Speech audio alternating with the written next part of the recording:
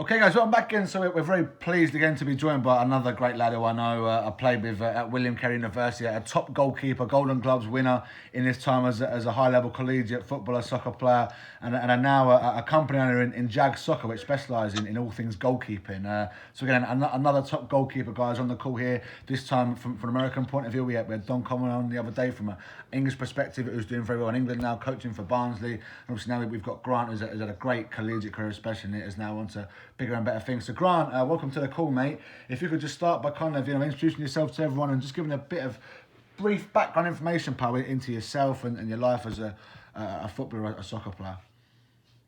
Yeah, what's up, boss? I appreciate you having me on. Good to be able to come on here and spread a little wisdom, a little knowledge. So I started at Pearl River Community College. I did 2 years there. That's located a little south of Hattiesburg, Mississippi. And then I did 2 years at Carey, where I met you, and played there. Had 2 good years. I'd say the first year was probably better, but nonetheless, they were both 2 good years. And then I'm coaching now. I coach junior college soccer, just a little north now, so just not too far from William Carey. I've kind of stayed around the Hattiesburg area, just doing a little goalkeeping coaching, assistant coaching, and also, like you said, I own JAG Soccer with Josh, who we both played with at William Carey. So kind of stayed connected with a couple of the boys through my playing, and it's kind of worked out for the best so far. Oh, great stuff, mate. Great little instruction insight there, mate. And just kind of take us back there, Grant, mate, in terms of goalkeeping, because obviously, football, soccer is not maybe it's not like a native American game. You've got a lot of obviously options. Obviously, with your hands, you've got American football, you've got basketball, you've got baseball. What was it, mate, that kind of drew you into football, into soccer, and how did you become a goalkeeper at first? Yeah, well, starting off as a young kid, really, I didn't play many sports. I mean, I was athletic. I liked playing sports, but I really never did anything organized. And then once I got into high school, I was actually a striker, to be honest. And as funny as that sounds, and then one day I just kept finding myself falling down the pecking order. And I said, you know what? I'm gonna try this out. Threw the gloves on, and since sophomore year of high school, the rest is history. No, great stuff, mate. Great stuff. Obviously, you went on to bigger and better things at community college. I mean, how did that happen, mate? How did you kind of go from high school to community college, and what was the transition like there? So they always say it's all in who you know, and that is partly true. It's not all the way true, but it helps a lot. I met somebody while I was playing high school soccer, and he kind of took me under his wing and brought me out to the club scene. And I was out there on the coast called Gulf Coast United, the club. I went out there, I spent a year or two, and I started training more and more and more and catching on to things quicker and quicker and quicker. And then the Pearl River Community College coach actually was working with the club that I was playing with at the time, and he had seen me, and the more and more he kept watching me, he wanted to bring me on board.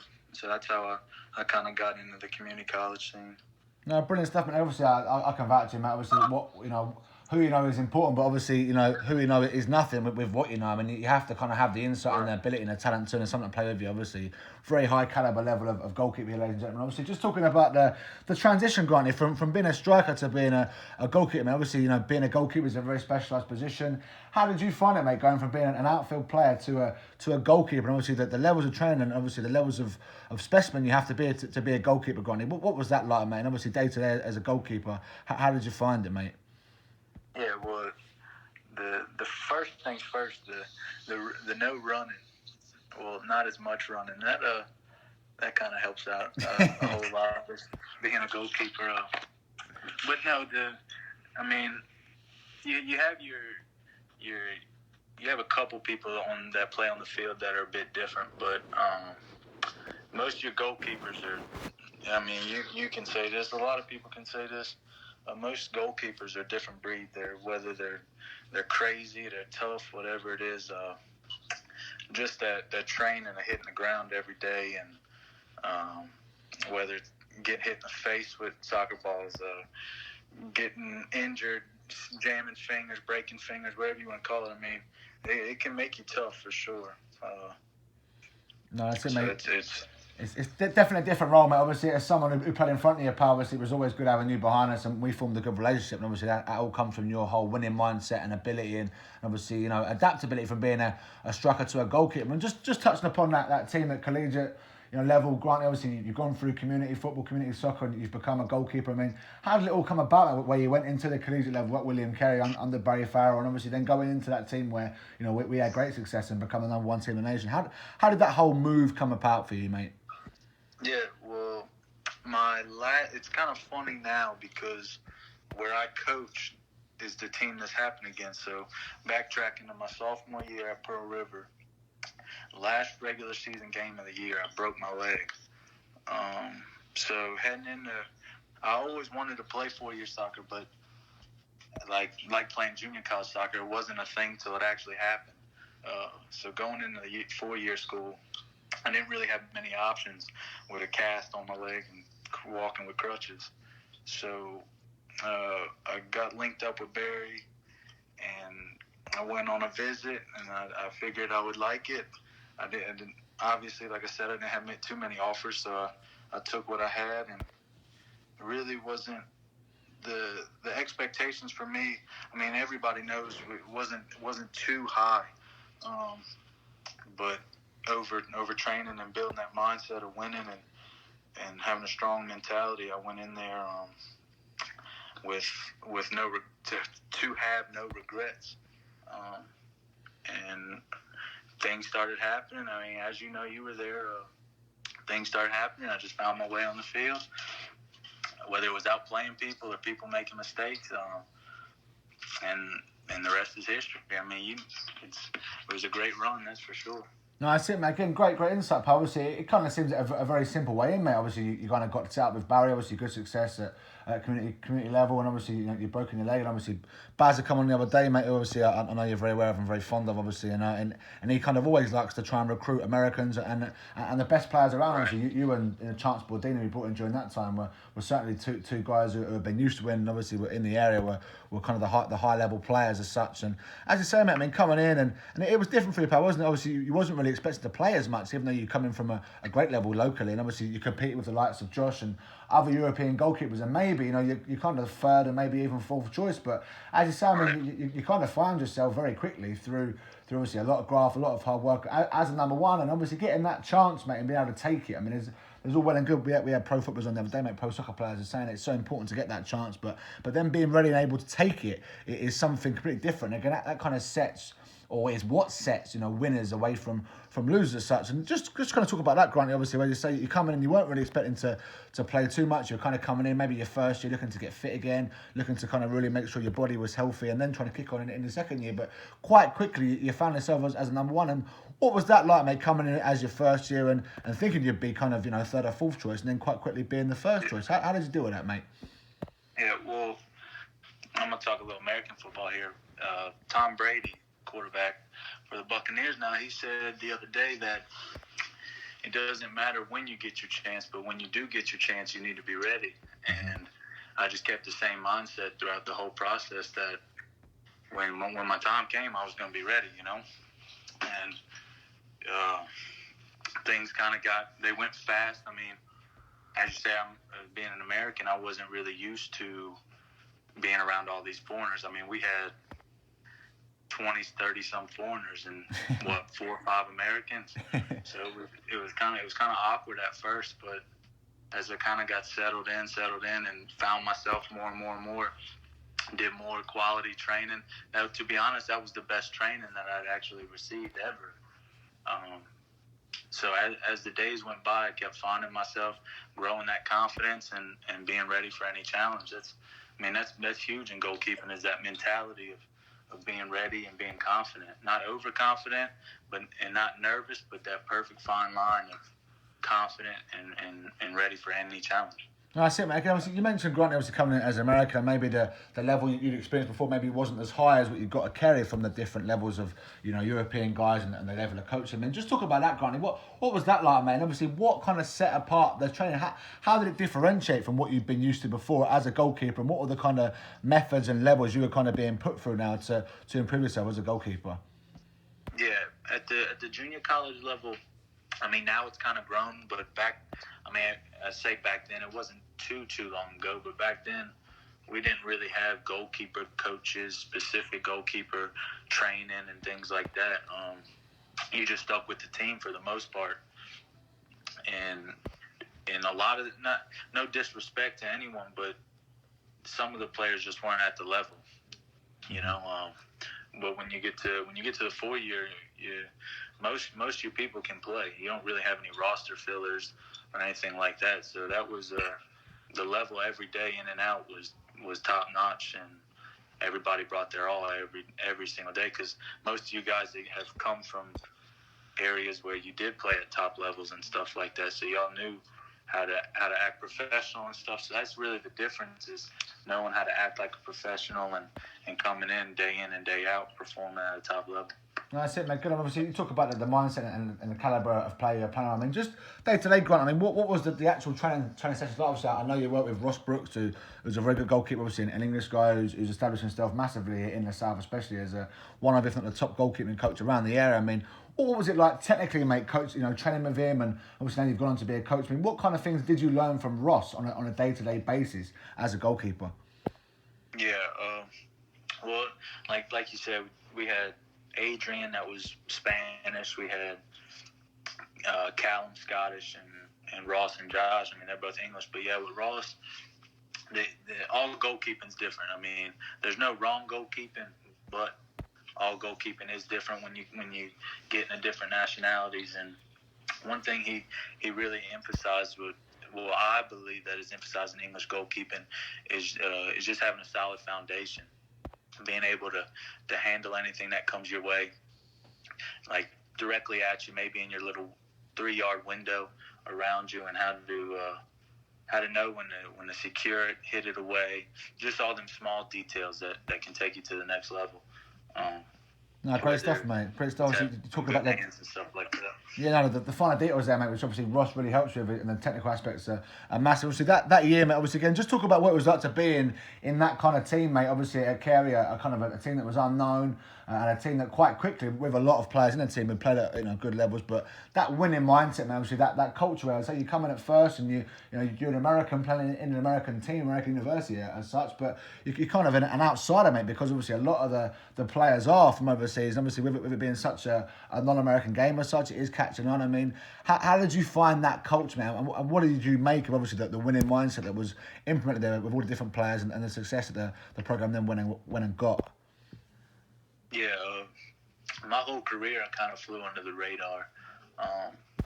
So, like I said, as I kept going day by day, year by year, season by season, my mentality kind of kept getting stronger and stronger and stronger. So when we got into that locker room and first day of preseason, and Baz was saying he wanted to get to nationals and all this and that, I mean, I jumped on ship immediately. Because I'm not saying it's a good thing, but I'd rather come from the bottom and surprise everybody like we did that year. Slowly but surely, we kept winning some games, and I remember the day we got top 25. We were the 25th ranked team, and we thought that was something special and all that. And then we got to the conference tournament and stuff like that. But yeah, it was definitely something different, that's for sure. No, great stuff, man. Obviously, again, you talk about kind of going from nothing to something. Obviously, the age I was saying, obviously getting a top 25 was big for the program. But if you're not first, you're last, really, mate. Obviously, the impact you had was colossal. I mean, just talking further now, mate, in terms of your whole role. Obviously, you've gone for the whole program now as a goalkeeper. You've progressed. You've got your degree, and obviously now you're coaching, mate. Just kind of talk about now what that's like on a day-to-day. Obviously, we've had goalkeepers on before, and other players who have mentioned like the 9 to 5 as a coach as such. I mean, what was it like as such going and being a goalkeeping coach now, mate, and how it all is coaching where you are in your role? Yeah, coaching at junior colleges it's not a bad step. Obviously, when Ross, he used to be the goalkeeper coach at Jones, and shout out to him because he's the one that got me this job. Because he's good friends with the head coach, and he kind of he got the big role at Carey, so he kind of helped me out and gave it to me. So that's how I started my first year. I was just a GA, and we ended up winning it. And then they offered me to come back for another year, and yeah, it's good. I like coaching. I didn't think I'd enjoy it as much, but I like getting to know goalkeepers and stuff like that. Obviously, training with different styles of goalkeepers and stuff like that. I've kind of taken bits and pieces from each culture, what I like, what I don't like, and tried to form my own thought about goalkeeping. Like I said, no goalkeeping is wrong goalkeeping. I mean, there is wrong goalkeeping, but no style is wrong. And it's kind of nice because the level we're at now, we can bring internationals in. So this past year we had an English goalkeeper and an American goalkeeper, and it just brings back a lot of memories of the cultures, the different styles of goalkeepers that you have to coach, and you have to try and have a fair balance of teaching both what they don't know and what they need to work on and things like that. No, massive, mate. Great insight, pal. Obviously, again, just talking more on the fundamentals of goalkeeping. What advice would you offer to guys who are looking to go into that GA role? Because obviously the guys back home in England maybe who aren't aware what a GA is. A GA is a grad assistant. So once you've graduated from university, if you're lucky enough to get kind of different roles, or if you're lucky enough to be put in with the right people, you can then go on to be a coach. I mean, just talk about that role with Grant. Obviously, talk about how you got it. I mean, just speak about how that all works, and obviously the long term plan for yourself and where being a GA kind of starts and leads to. Yeah, you kind of your role isn't as big. I mean, you play a vital role, but it's not all the way there yet. You just kind of do what you're told. It's kind of quite simple. You don't have many, I should say, responsibilities. You're just there to do what you have to do. Whether it's being a manager, whether it's goalkeeper coaching, whether it's learning from a head coach to become an actual coach. But no, I would just do the goalkeepers, and the boss man liked my work ethic. He liked how I was there on time every day, being a professional about it. Because at the end of the day, you have to treat it like a real job, or you'll never make anything out of it. And then the year ended, we won the championship, and he liked what I did, so he asked me to come back full time. So I just had to do 1 year of a GA, like you said, a grad assistant. The pay's not great, but at the end of the day, if you're looking to be a coach, the pay's not about everything. It's about impacting kids and people's lives, trying to make them better. But yeah, I got offered full time, and that's where I'm at now. That's it, mate. Again, you talk about kind of getting your foot in the door, Grant. Obviously, around the whole world, obviously, it's tough to get involved in any level of football, soccer. But once you get the opportunity, you've really got to grasp it and take it, and you certainly have, man. Again, just talking about players now, mate. Obviously, let's kind of really get into the whole goalkeeping side, nitty gritty. I mean, for young listeners, obviously listening again, they're learning from you about your level and obviously where you've come in, again, the different routes you have. You've just got to go through club football or academy football. There's all sorts of routes. I mean, even yourself, you were a striker right up until the age of 17, 18 before you got converted to a goalkeeper. And just for goalkeepers listening, mate, what advice would you give to them in terms of the whole role that it is to be a goalkeeper and the fundamentals and what you need to be a goalkeeper as such? Yeah, to have a successful team, you have to know your role. People have to know their role, where they stand, and accept it. But you always have to work hard, and you have to set a goal for yourself. Especially with goalkeepers, you have to separate yourself because you don't get as many chances as a field player would to say. Especially if you have 4 goalkeepers, you can find yourself at the bottom real quick. So it's always just working physically and mentally as much as physically. You always have to have your mind right. You have to be physically ready, and you just got to keep at it. If there was one thing that I could I could go back and work on more, or do more, I should say, it would be getting out there and doing things on my own more. Whether it's kicking, working on my technique more. People take for granted the smaller things. I mean, it's annoying how repetitive it gets, but the smaller things really do make you. You can go out there and dive and save unbelievable shots all day long, or whatever. But if a ball comes at you and you pull a Robert Greene off, I mean, you're not going to find yourself in the goal for long, you know. So it's all about them small details. That's it, mate. Right, again, we've had others, as I say, we've had other guys on the podcast, mate, from all levels of football and soccer. And again, the ones that have made it at any level, or even the top levels, it's not so much a magic wand grant. Obviously, people that look into the top levels of, even Tom Brady in American football, how has he got there? And a lot of it, obviously they've got the talent, the ability, but the main thing, like you're saying, the small details, it's doing the simple things right consistently, mate, and doing them at the right time. If you can do the right, again, it sounds very simple, but it is. If you can do the right thing at the right time over and over, and you can really make sure that you're consistent in that, you're going to give yourself a great chance, the best chance of success. And again, kind of talked about the American view to maybe the European one. Obviously, back home, as you found, I mean, where it's our religion. Like over here, kind of guys go to church still on a Sunday and stuff, and whatever else. Whereas back home, football, soccer is all we do. We live, breathe, eat, sleep football, soccer, and people are out practicing in their homes, in their houses, such in their back gardens, they're out of school, everywhere. Any chance they get to play and get that extra 1% as such to improve, they take it. Obviously, in terms of Americans, mate, where you're now implementing yourself, having worked with those kind of guys, you're now seeing that the benefits of doing as I say, the annoying bits or the simple bits, and how key they can be. And again, just on the flip side, Grant, you're talking about parents, mate. Obviously, as someone now who deals with parents a lot as a coach. Obviously, again, I know your family very well, and how supportive, especially your mum's been to you, and how great she is in terms of everything you've gone and achieved and whatnot. I mean, what advice would you give to parents, mate? Because obviously, a lot of parents back home, they want to push people in England, they want them to succeed, but maybe they had the insight a little bit more. Whereas in the US, the game is still growing. It's still very much a novice type sport, and parents especially are pushing their kids to try and get their best, but maybe don't know how to allow their kids to get their best. And again, there is a difference between pushing your kid to get success and breaking your kids. So I mean, what advice would you give to parents, mate, who are looking to help their kids progress through the levels? Yeah, I mean, it definitely is a fine line. You just got to watch how you push them. Some parents like to get too involved and, as you could say, live in their kids' shoes, I guess you would say. Mm-hmm.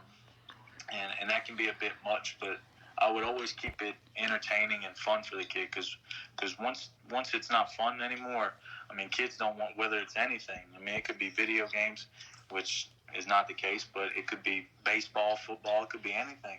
If the kid's not having fun, they're not going to do it. It's just like cleaning a room. A kid's not going to go clean a room on its own. Mm-hmm. So it's all about just keeping it fun. It's always good to be on top of your kids. I mean, kids need to be pushed. We always see these kids that make it professional. A lot of them have them stories of the parents waking up with them at 5 a.m. to go for runs and stuff like that. But it's got to be at the right age. You can't do it too early, because if you do it too early, they're just going to get burnt out real quick. That's it, mate. Again, you use that term there, Grant, burnt out. Obviously, again, if you do too much too soon, it can be tough. But it's all about that key word, balance, mate, which we've touched on so many times. Obviously, being able to push and make sure they can learn and really get to the level, but at the same time not pushing too hard to where it gets to breaking point or burnout point. And again, that point there for parents especially, even players, is key, mate. And obviously someone himself who's achieved great success in the US is massive to hear from. Obviously moving forward now, mate, obviously into your venture with Josh Carpenter again. Obviously we're both very good pals. And obviously now you're now in charge of JAG Soccer, man. I mean, tell us all about that company. Obviously, it's a goalkeeping brand for goalkeepers in terms of good value products in terms of goalkeeping gloves and accessories. But just speak about there, mate. Obviously, you're now a businessman and a coach and whatnot. Just talk about the whole brand there, and obviously what you're trying to do for goalkeepers and soccer with Jags. Right, exactly. So just growing up, like I said, I didn't really play much goalkeeper, but once I found myself playing goalkeeper, I always had to find myself buying gloves, and it was outrageous how much they cost, and they would maybe last me a season. You get into the important games, and you don't feel confident with your gloves. Like I said, that mentally that confidence you have, that plays a big role in how you perform in the goal before you even step foot in the goal. So me and Josh, we created JAG Soccer, like you said, and it's a goalkeeping brand that offers quality things for a cheaper price. Some people get it messed up and think that, because it is an American thing, that if you offer something cheap, it's cheap quality. But I was once in kids' shoes, and I understand how expensive things can get. So we created JAG Soccer to offer kids quality gloves just for a cheap price. You can get 2, maybe 3 pairs of our gloves for the price for top-notch brand gloves. And I mean, they're not for everybody. I mean, everybody has their preference. Whether some people like to drive a Mercedes, some people like to drive a Ford. I mean, it's just it's what you feel comfortable in. So if people don't like them, it's no hard feelings to me.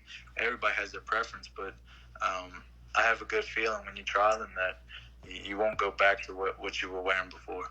No, I see. Again, you talk about obviously that the importance of quality there and value for money. Obviously, again, it's a great service and a great glove as such. But I've looked at them, even someone that's not a goalkeeper, I've obviously put gloves on before and whatnot. Again, they are a very, very good product, mate. And again, moving forward, Grant, obviously you've now branched out into other realms, haven't you, with JAGs? Obviously, again, JAG stands for Josh and Grant, so obviously it's a very simple name where the two owners have put their names together, and obviously that's very important for the personability kind of concept. But what other products have you got on there now, Grant, where you're helping, not just goalkeepers, but even outfield players with different areas of the brand, to give them value for money on all things soccer, really?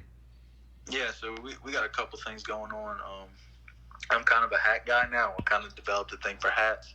So first things first, we went and got some hats, and we're selling hats now. Some nice hats. The emblems embroidered on it, so it's not cheap quality.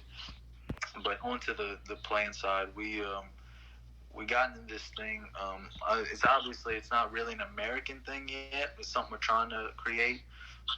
Over there in England, y'all wear true socks a lot. Mm-hmm.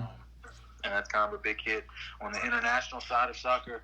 So we were thinking one day that maybe we could change something here, because you see a lot of kids cutting their socks, but then they just wear regular socks under, and kind of doesn't serve much of a purpose. But so we started selling grip socks, just nice comfortable socks that have grips on the bottom to keep you from sliding around your cleats and stuff, that can keep you at your highest, performing at the highest level. No sliding around your cleats, nothing like that. Sharper cuts and turns and things like that.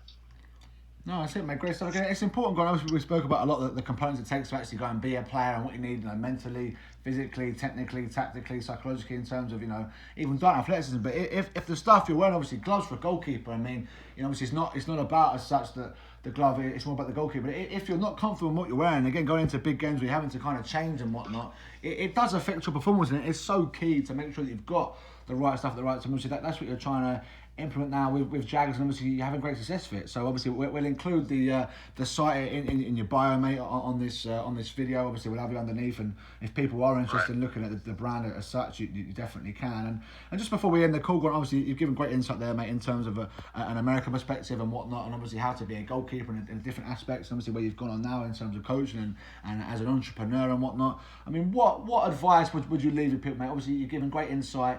Before we end the call, what kind of advice would you give to people that are listening to go and get success in anything they're trying to do in life? Yeah, I would keep an open mind. Anything that you do, I would take in as many ideas as possible. Because it's always good to have your own formula you think is success, but that formula is created through experiences. So it's always good to keep an open mind and listen to what people think. Through a goalkeeper standpoint, I mean, social media is the thing now. I mean, if you don't know social media is the top level of things going on right now, then you have to be living under a rock. So it's important you take advantage of them things. Facebook, Instagram, YouTube. I know you have this is going on YouTube. But you also put this on Instagram. We have an Instagram, JAG Soccer 1. And recently we've also started a YouTube channel. About a month ago, it's called JAG Goalkeeping, and we put a bunch of training videos and things like that on. But it's always good to utilize things like that. Like I said, with the social media, people need to be out there looking for different ideas on how to train, just so you don't get burnt out of doing the same things. Find a way of training different types of ways on different types of things. No, that's it, mate. Great insight, Grant. Obviously, so there's different ways of learning, mate. Obviously, again, back in the day, it used to be kind of just be out there and, you know, run around or whatever, or be out in the pitch. But even this, kind of listen to guys that have been through it there and done it, and the insight. I mean, that mental training, that mental preparation is key. And again, we hope that every kind of podcast you listen to, but especially listen to Grant, who's got a great insight from the perspective of a goalkeeper and obviously at American level. It's massive for people to really listen and learn to. So we really appreciate coming on the call, Granty, mate. Again, really proud of all you've done, mate. You know, and again, wish you every success going forward, pal. Yeah, thank you for allowing me to come on here and give words of wisdom.